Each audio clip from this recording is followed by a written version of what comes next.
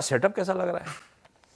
Setup थोड़ा बिगड़ा हुआ है, लेकिन 2 दिन के मुकाबले थोड़ा बेटर है। Okay. FIS की कैश मार्केट में सेलिंग जारी है, 1944 करोड़ की सेलिंग है, और वो टेबल आएगी आपकी स्क्रीन पर बाहर।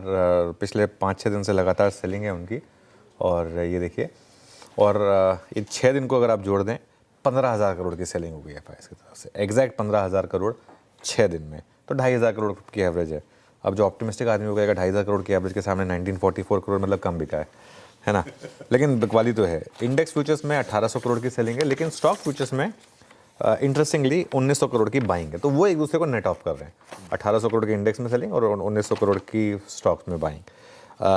With in index futures Nifty में ज़्यादा सेलिंग हुई है 1,100 करोड़ की, बैंक निफ्टी में कम 650 करोड़ की, लेकिन सेलिंग बैंक निफ्टी में भी, और अब बैंक निफ्टी में भी 3 दिन से सेलिंग हो रही है। उससे पहले बैंक निफ्टी स्ट्रांग था, और 6 दिनों में अगर आप इंडेक्स फ्यूचर्स की सेलिंग देखें, निफ्टी फ्यूचर्स की स्पेसिफिकली, तो 6,600 करोड़ की निफ्टी फ्यूचर में सेलिंग है FIS की तरफ से।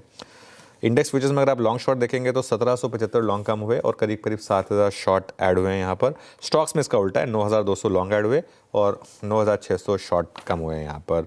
FIS का अगर आप इंडेक्स फ्यूचर्स का लॉन्ग शॉर्ट देखेंगे, अब वो काफ़ी बिगड़ गया है, 12.5% पर आ गए हैं वापस, 1,22,000 कॉन्ट्रैक्ट।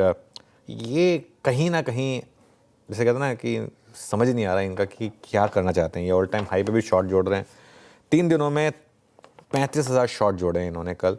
पुट कॉल रेशियो अभी भी रीजनेबल है, 0.93 पर है वर्सेस 0.85।